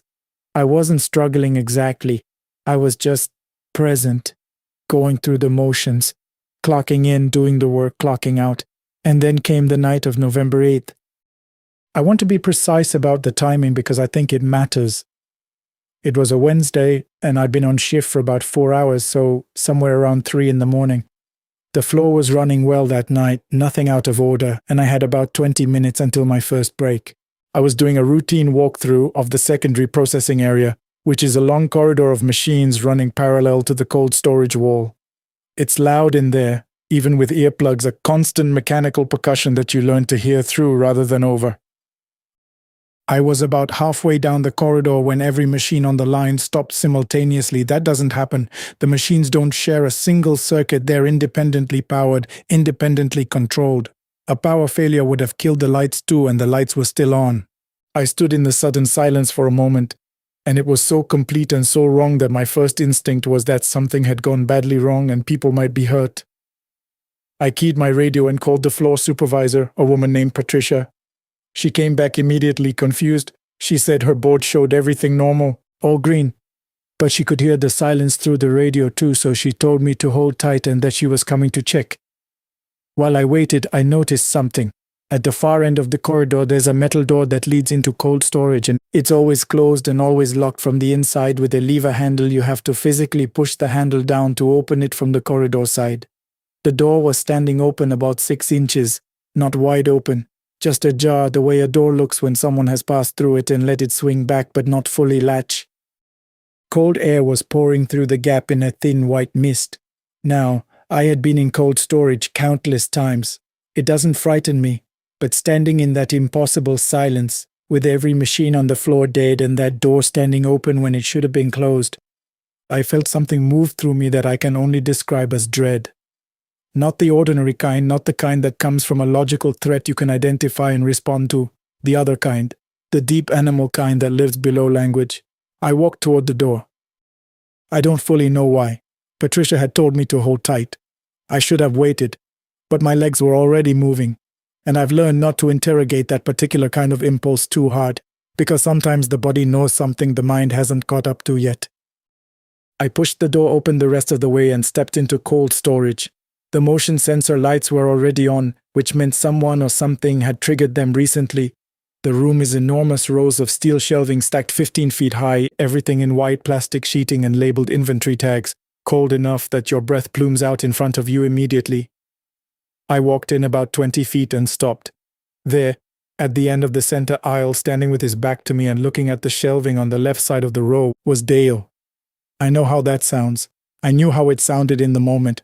I told myself it wasn't possible, that I was mistaken, that it was another worker, that the cold and the sleeplessness and the grief had finally caught up with me in some spectacular way. I stood there running through the rational explanations, one by one, the way you do when you're desperately trying not to believe what you're looking at. But I knew his build. I knew the way he stood slightly forward on his left foot, right shoulder dropped, the particular posture of a man who has spent decades leaning over machines. I knew the back of his head. I knew the worn green canvas jacket he always wore, the one with the small tear on the right shoulder seam that he'd been meaning to patch for as long as I'd known him. "Dale," I said. My voice came out steadier than I felt. He didn't turn around, but he moved not toward me, just a slight shift, a small adjustment of weight, like he'd heard me and was acknowledging it without turning. Then he reached out and put his hand on one of the shelf supports, the way he used to do when he was checking something, feeling for vibration or temperature. It was such a specific gesture, such a Dale gesture, something he did 100 times a night.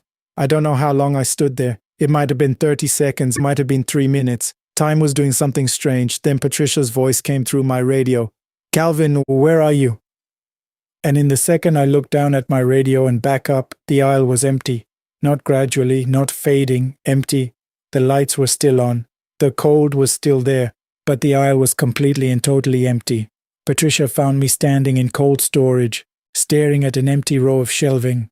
She asked me if I was all right, and I told her I thought I was, which was the most honest answer I could give. The machines, she told me, had all restarted simultaneously approximately 90 seconds after they'd stopped. No fault codes, no explanation. The maintenance team would check everything in the morning, but as far as anyone could tell, nothing had actually failed. The cold storage door, she said, should not have been open. She had no idea why it was. I didn't tell her what I saw, not that night. I told Sandra, eventually. She's not a woman who dismisses things, which is one of the reasons I married her. She listened to the whole thing without interrupting, and then she was quiet for a long time, and then she said, "Do you feel better or worse?" I thought about it, really thought about it. "Better," I said, and I meant it. Not because I understood what happened, I still don't, not even close, but because there had been something in that gesture, that small specific movement of his hand on the shelf support, something that said, I was here, I did the work, it mattered. That's what Dale was in the end, a man who showed up and did the work and paid attention to things that other people overlooked. If some part of him was going to come back for any reason at all, of course it would be to check on the equipment. I've talked to a few people about what happened carefully, selectively. Some of them think I fell asleep on my feet. Some of them think grief does strange things to the mind, and they're probably right about that, even if it isn't the whole explanation. One of the older guys on my shift, a man named Thomas who grew up in a small town in Mississippi and has what I can only describe as a very practical relationship with the supernatural, just nodded slowly when I told him and said, "Some people aren't ready to leave until they know the place is going to be okay without them."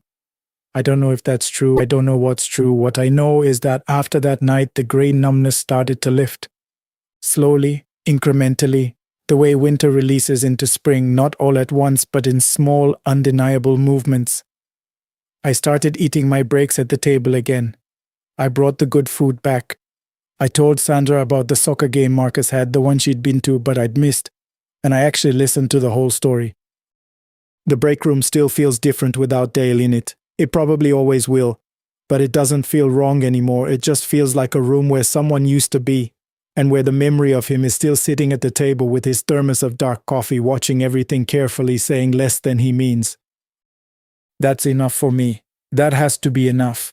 To anyone out there listening who's lost someone the way I lost Dale, not dramatically, not with a story attached, but just quietly, in the middle of an ordinary shift, I want you to know that the grief is real and the missing is real. And it doesn't make you weak to feel both of those things fully. And maybe, if you're lucky, they find a way to check in.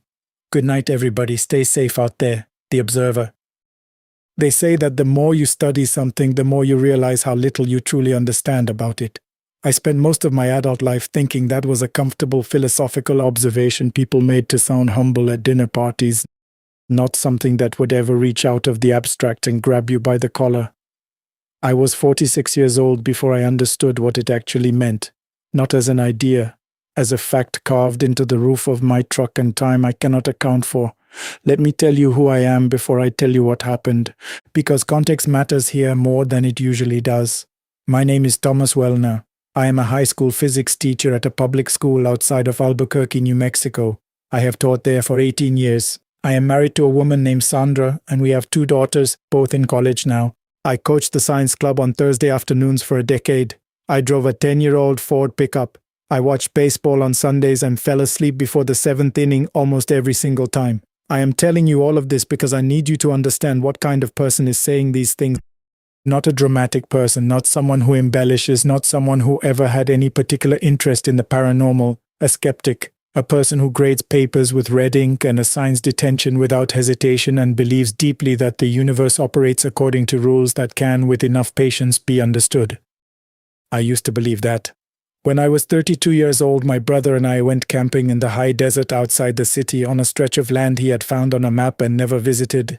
We drove out at dusk, set up our tents, and when the sky finally went completely dark, I looked up and saw more stars than I had seen in my entire life. I had grown up in Albuquerque. I had no idea, not really, what a sky without light pollution looked like. That night I found out.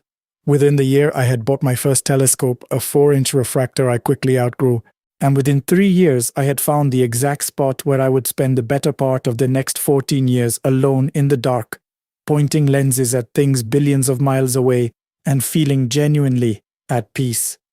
The location was about 35 miles from the house, accessible by a long stretch of state highway, and then 4 miles of unpaved access road that I had driven so many times I could navigate it without headlights if I had to. On one side of the open ground there was a low ridge of dark volcanic rock, on the other flat desert running uninterrupted to the horizon with not one visible human light. The sky there rated a 2 on the Bortle darkness scale, 1 being the absolute darkest possible, 9 being downtown Los Angeles. On clear nights, the Milky Way was bright enough to throw a faint shadow if you held your hand up against white paper. I had names for the rock formations. I knew which direction a coyote's howl meant it was close and which direction meant it was crossing the flats 2 miles away. I kept a folding chair permanently in the truck bed and a thermos that was almost always full of coffee. That place was mine in every way that did not involve legal ownership, and after 14 years of returning to it several nights a week, it felt more familiar than my own backyard. I want you to hold that detail carefully, because it is what made the first night so hard to accept. I knew that location the way you know the inside of your own house in the dark. Whatever happened there should not have been able to surprise me. It was a Thursday in late October. Sandra had gone to bed early. The drive out was the same as always, and by 11:30 I had my 8-inch reflector aimed at the Orion Nebula. The temperature was around 50 degrees, comfortable with a jacket. The seeing was exceptional that night, what astronomers call steady air, and I sat back from the eyepiece with a real and uncomplicated contentment. School had gone well that week. My younger daughter had called with good news about an internship. There was no wind. The desert was breathing quietly around me in the way of crickets and distance, and then the crickets stopped. I need you to understand how specific that was. In late October in New Mexico, crickets are as constant as a heartbeat. When you spend enough years in a place, the background sounds of it become invisible the same way your own breathing does. So when they stopped, I heard it the same way you hear a sound starting rather than ending, a sudden wrongness in the air. I straightened up from the eyepiece and looked around. Just the desert, just the rocks, just the black sky above. I told myself the temperature had dropped. I checked the small thermometer clipped to my jacket zipper. It had not dropped. If anything, it read 2 degrees warmer than when I had arrived, which is unusual out there after midnight. Then the smell arrived. I have tried many times to describe it accurately and never quite managed. The closest I can get is the inside of a car on a very hot day, that metallic overheated chemical smell, But underneath it something else, something sweet like ozone after a lightning strike combined with something I genuinely cannot name, and it was not a smell that belonged anywhere in that desert, and I knew it immediately. The way you know when something inside your house smells wrong even before you can identify the source. I stood up from my chair. I took the handheld flashlight from my jacket pocket and turned a slow 360, scanning the ground around my setup. The desert looked the way it always looked, and then, at the absolute edge of my flashlight's reach, maybe 60 feet out, I saw the shape on the ground. My first thought was a dog. My second thought as I began walking toward it was that it was a deer. The size and silhouette were right, and deer-car collisions are common on those roads. Animals wander. I told myself the reasonable thing while I walked toward it, keeping my light trained on the still brown shape, building a sensible explanation the way you do when your instincts are already saying something you are not yet ready to hear. I stopped 10 feet away. The reasonable explanation stopped working. It was a young doe, and it was dead, I could tell from the smell and the complete absence of movement. But there was no blood on the ground beneath it. I swept my light in every direction. Nothing, not a drop, not a dark stain, not any sign that what I was looking at had contained 12 gallons of blood an hour ago or a week ago. And when I brought the beam down to its midsection, I saw that the body had been opened and emptied with a precision that had nothing in common with any predator or accident I was aware of. I will not go further in that description, both because I do not want to and because in that precise moment, the deer stopped being the most alarming thing in my line of sight. There was something standing at the base of the volcanic ridge, about 50 feet to my left. I cannot tell you how long it had been there. I did not hear it arrive. When my flashlight found it, it did not flinch, did not move, did not react in any way. It was standing upright on two legs. I estimated its height at around 4 feet, perhaps just under. Even in shadow, even at 50 feet, I could see that the body proportions were wrong in a way that registered before my conscious mind could articulate what was off. The shoulders were too wide for its height, the arms hung at its sides, and they hung too far down, well below where a person's hands would be, past the knee level. I stood completely still. My heart rate had tripled in about 2 seconds, and I was intensely aware of how far I was from my truck, from the highway, from any other person. We faced each other, or at least I faced it. Whether it had eyes pointing in my direction, I could not tell. I had no framework for what I was looking at. What I did have, immediate and total and impossible to argue away, was the certainty of being observed, not just seen, examined, the way you might examine a specimen in a lab with patience and without particular emotion. Then my flashlight went out, not a flicker, not a gradual fade, just off, as though the batteries had been physically removed. I stood in complete darkness for what I believe was about 45 seconds, which is, I promise you, a long time to stand perfectly still in the dark in the desert, acutely aware that something is standing 50 feet away. Then the flashlight came back on by itself. I swept it toward the ridge. Nothing was there. I drove home. I left the scope in the field, something I had never done in 14 years because I was not willing to spend another second on that ground collecting it. Sandra was awake and asked why I was back early. I told her I'd seen a dead deer and it had startled me. She made tea. I drank it. I went to bed and did not sleep. The next morning I went back for the equipment and I found 2 things that I have thought about every single day since. The first was the deer, or rather, its absence. The ground where it had been was clean, not picked over by scavengers, not dragged. Just clean desert floor with no evidence that anything had ever been there. The second thing was on my truck. 3 parallel marks on the roof of the cab, running from back to front, evenly spaced and precisely identical in depth. I measured them with a ruler from my school desk, 3 inches apart, each one. The precision ruled out branches, rocks, any tool that I could identify. I did not tell Sandra about the marks. That afternoon, I went through the photos on my camera's memory card. I had been running long exposure astrophotography before things went sideways, using a remote shutter release. I expected my frames of Orion, and I found them 47 exposures, normal and properly composed. What I did not expect were the 11 photographs at the end of the sequence that I had not taken. They were aerial photographs, taken from above, looking straight down. Based on the scale of my truck and equipment in the frame, I estimated the vantage point at approximately 200 feet directly overhead. In each one, I could see myself a small figure beside the telescope looking through the eyepiece, completely unaware. The timestamps place these photos between 11:49 p.m. and 12:06 a.m., roughly 17 minutes before the cricket stopped.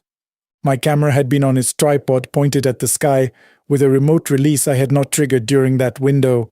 I sat with my laptop on the kitchen table for a long time, looking at those 11 photographs.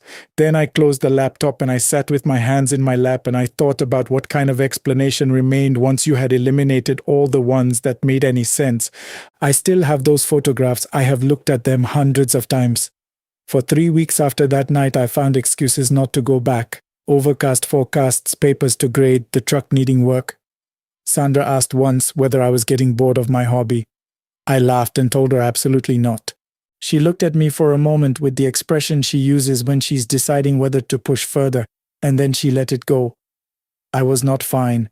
I was waking at 3 in the morning with my heart going fast, running through what I had seen and failing every time to arrive at a destination that did not frighten me. In late November, I went back.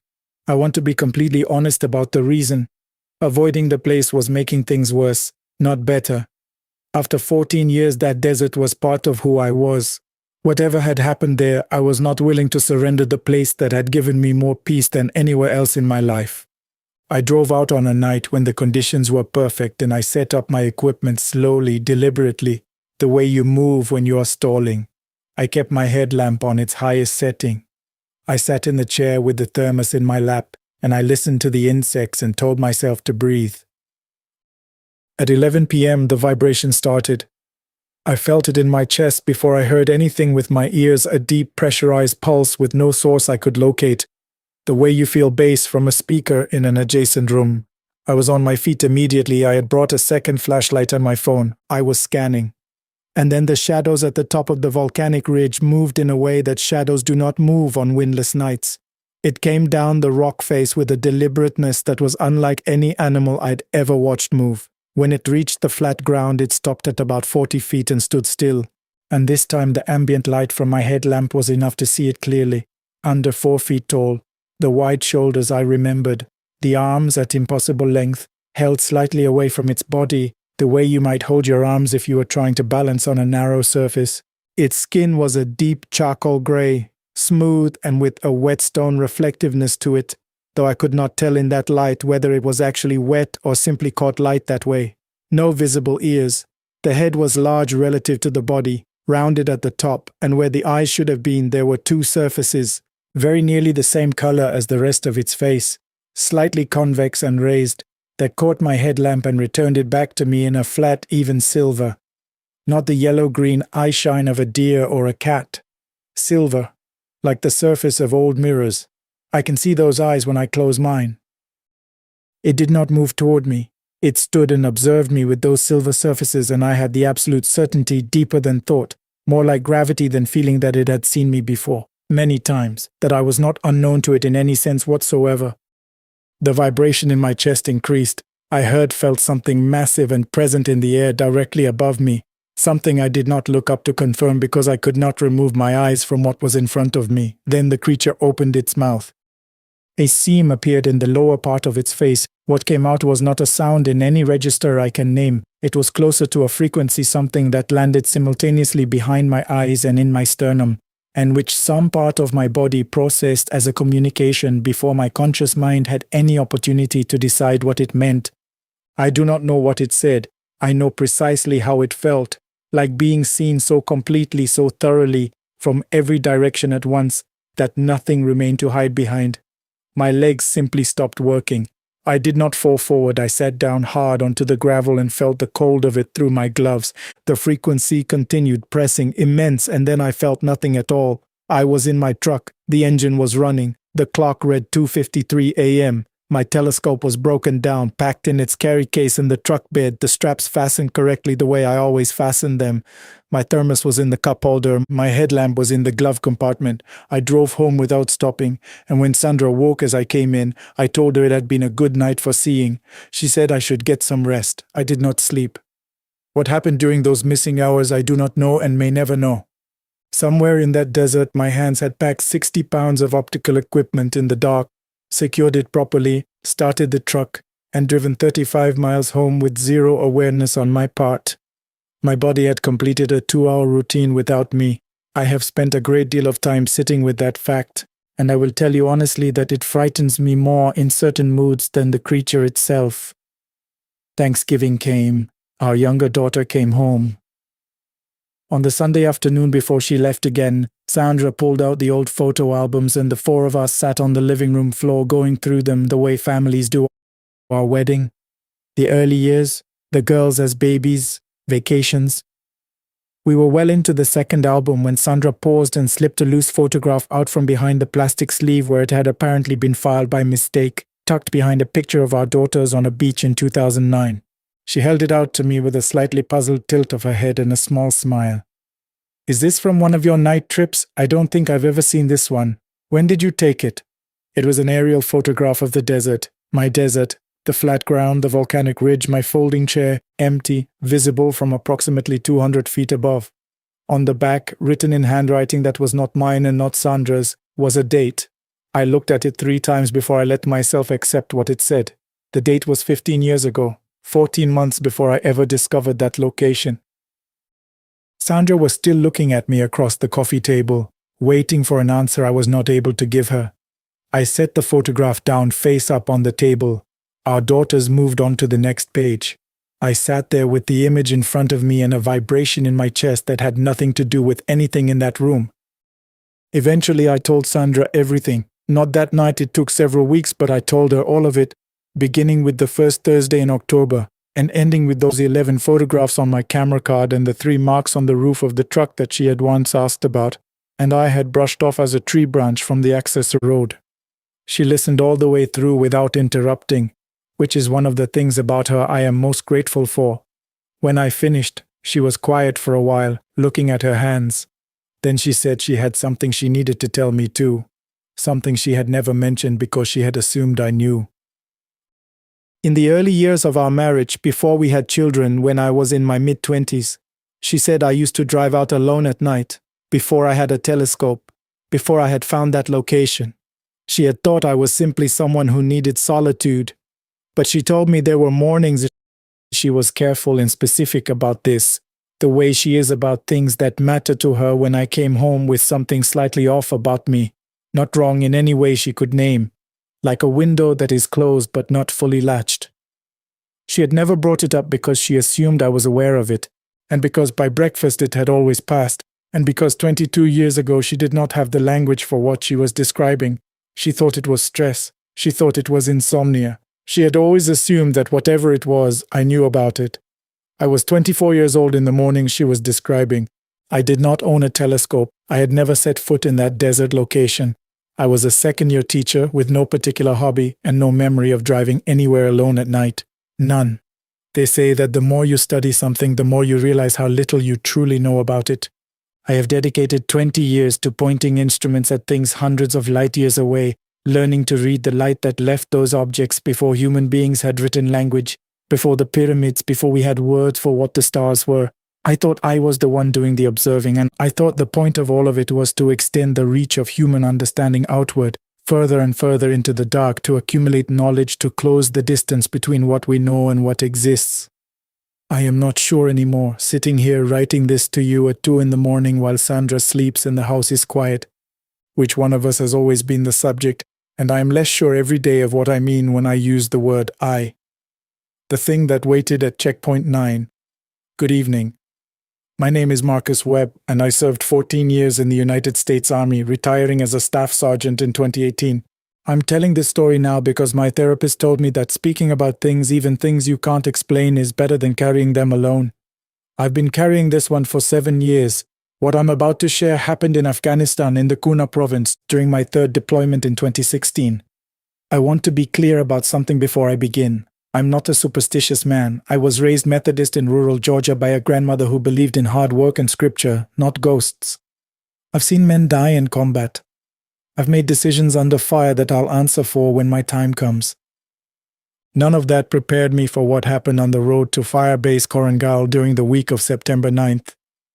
There were 6 of us in the team. Our job was to escort a medical resupply convoy from the main operating base to an outpost that had been partially overrun 3 days earlier. The terrain in Kunar is unlike anything most Americans could picture: sheer granite ridgelines dropping straight into river valleys, tree lines so dense that a man could disappear 10 feet off the road and never be found. Beautiful and merciless in equal measure. We'd done this route before. Checkpoint 9 was a waypoint at the mouth of a canyon, a wide gravel clearing where two dirt roads intersected, marked with a concrete barrier painted orange and black. You could see it from almost a kilometer away on the approach. We used it as a rest stop, a reference point, and a place to radio in your position before the road narrowed and communications became unreliable. The convoy left the base at 0400. There were 2 trucks and 1 armored vehicle. I was in the lead truck with Specialist Daniel Ortiz, who was driving, and Private First Class Aaron Shelby in the back seat. The other truck had Sergeant Leo Bryce, Specialist Kwame Asante, and our interpreter, a young Afghan man we all called Danny, short for something none of us could pronounce correctly, which embarrassed us all but never seemed to bother him. The drive was uneventful for the first hour. Dawn was coming up behind the mountains, painting everything in that specific shade of orange-gray you only see at high altitude. Ortiz had the radio on low, some country station bleeding through the static, and Shelby was asleep against the window with his helmet pushed over his eyes. I was checking my map when Ortiz said quietly, "Sarge, do you see that?" I looked up. We were approaching checkpoint 9. The concrete barrier was exactly where it should have been, painted orange and black. But standing directly beside it, facing our truck, was a figure in a U.S. Army uniform. This by itself was not alarming. Soldiers were sometimes posted there, sometimes not, depending on the week and the threat assessment. But something about this figure made me uneasy immediately, though I couldn't have told you why at the time. He was standing perfectly still. No movement at all, not the casual shifting of weight from foot to foot that a person does when they've been standing for any length of time. Not even the slow turn of a head as our truck approached and the headlights swept across him. "Slow down," I said. Ortiz eased off the gas. The figure didn't move. As we got closer, I could make out more detail. He was wearing full kit, body armor, helmet, the works. The uniform had staff sergeant patches, the same rank as mine. His face was difficult to see because of the angle of his helmet's brim and the way the early light hit it. He was tall, and he was facing us directly, and both of his arms were raised slightly in a gesture that could have meant stop. "Who is that?" Shelby said. He was awake now, pressed against the glass. "I don't know," I said. "Stop the truck." We stopped. I radioed Bryce in the second truck and told him to hold position. Then I opened my door, keeping one hand on my weapon, and called out, "Hey, identify yourself." Nothing.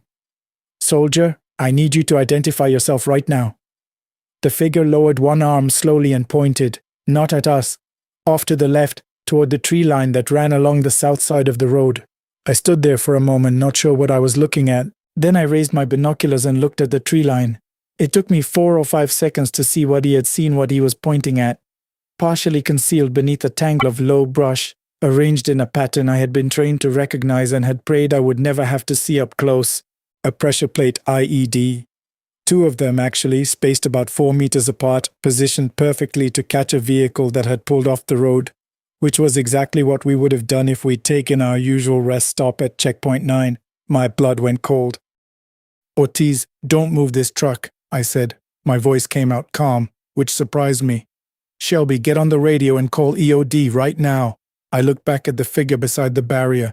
He had lowered his arm. He was still facing us, and then as I watched, he turned and walked calmly, without haste, into the tree line on the north side of the road, opposite from where the IEDs were. He didn't run, he didn't look back. He just walked into the trees and was gone. EOD arrived 40 minutes later. They confirmed the IEDs and disabled them.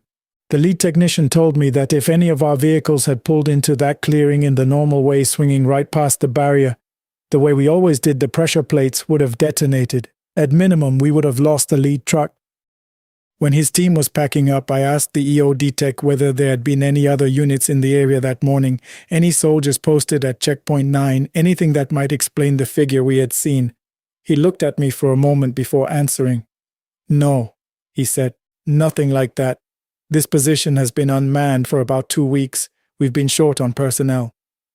I wrote up a full report. In it, I included a physical description of the soldier I had seen. Tall, full kit, staff sergeant patches, U.S. Army uniform, no visible face due to the angle of his helmet. I described his behavior: stationary, arms raised, then pointing toward the IED location, then walking north into the tree line.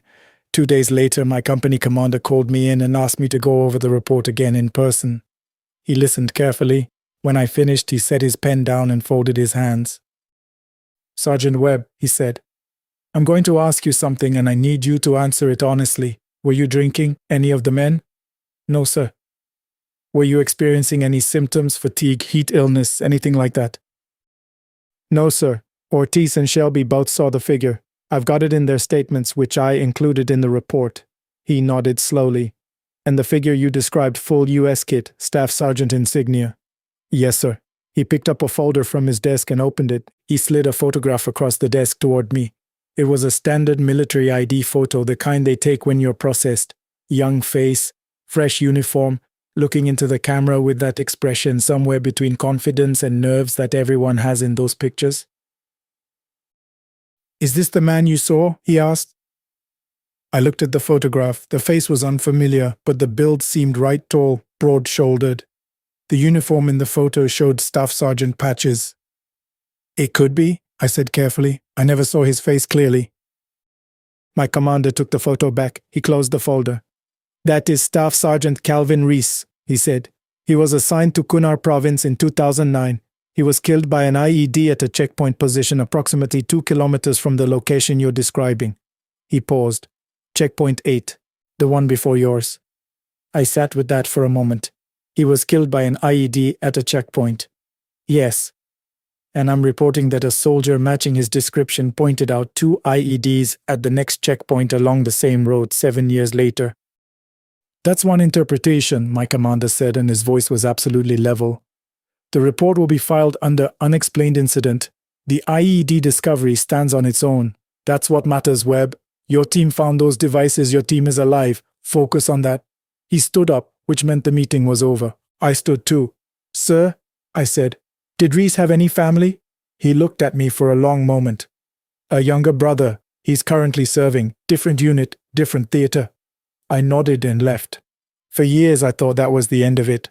I thought about Reese, sometimes imagined what it meant, if it meant anything.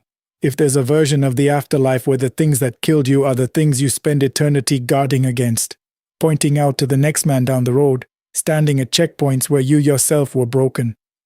I thought about his younger brother somewhere in another theater, not knowing that his brother might still be standing watch. Then, 18 months ago, I got a call from a woman I didn't know. Her name was Patricia, and she was a veterans counselor based in Georgia. She said she was working with a veteran who had asked her to find me if I was willing to speak. The veteran's name was James Reese. We spoke by video call a week later. He was younger than Calvin by several years, mid-30s, with the same broad shoulders in the photograph. He had gotten out of the service in 2020 and was living in Savannah, working in construction management. He seemed like a grounded person, the kind of man who chooses his words carefully. He told me that he had heard rumors through the informal network that connects soldiers across units and years, that there had been an incident at a checkpoint in Kunar Province in 2016 in which a soldier had been seen, a soldier matching his brother's description, who had pointed out IEDs that saved a team's life. He hadn't been able to confirm it. He'd spent 2 years trying to find the right person. I told him everything I knew. I described what I had seen. I described the photograph my commander had shown me. I told him about the way the figure had raised his arm and pointed without ever speaking, and the way he'd walked into the tree line with the unhurried calm of a man who had nowhere else to be. James Reese was quiet for a while after I finished. "That sounds like him," he finally said. "Calvin was always like that, never raised his voice, never rushed. He'd just point, show you what you needed to see, and let you figure out the rest." I asked him whether he'd ever experienced anything himself, anything he couldn't explain. He hesitated. "Once," he said, "when I was still in, about 3 months after you'd have seen Calvin at that checkpoint. We were in a different province in a convoy. I was half asleep in the back seat and exhausted, and I felt someone put a hand on my arm, a strong hand, real, physical, the pressure of actual fingers. I sat up and looked around, nobody near me, but I was suddenly completely awake, alert. 2 minutes later, the vehicle in front of us hit a mine." He paused. "We stopped in time. I don't know why I was awake. I don't know whose hand that was." We talked for another hour. Before we hung up, he said something I've been thinking about ever since. I used to think grief was about holding on, he said. Now I think maybe it's about trust. You trust that the person you lost doesn't just stop. You trust that they're still doing what they did when they were here. He paused. Calvin couldn't sleep, knowing there was something dangerous on the road and someone heading toward it. 7 years later or 70, I don't think that changes. I don't know what I believe about what I saw at Checkpoint 9. I'm not a man who reaches easily for the supernatural. But I know what Ortiz saw and what Shelby saw, and I know what the EOD technicians found, and I know that the position between those facts, the gap they don't explain, is occupied by something I have no better word for than presence. Calvin Reese died at 29 years old in 2009 on a road in the Kunar province of Afghanistan. He was awarded the Bronze Star posthumously. His name is on a wall. His brother is in Savannah, building things, living his life. And somewhere, maybe if you believe in the kind of continuation that can't be proven, but also can't quite be dismissed, a tall soldier in full kit is standing beside an orange and black barrier at the mouth of a canyon, watching the road, waiting for the next set of headlights to come around the bend so he can raise his arm and point, so you can stop in time, so you can go home.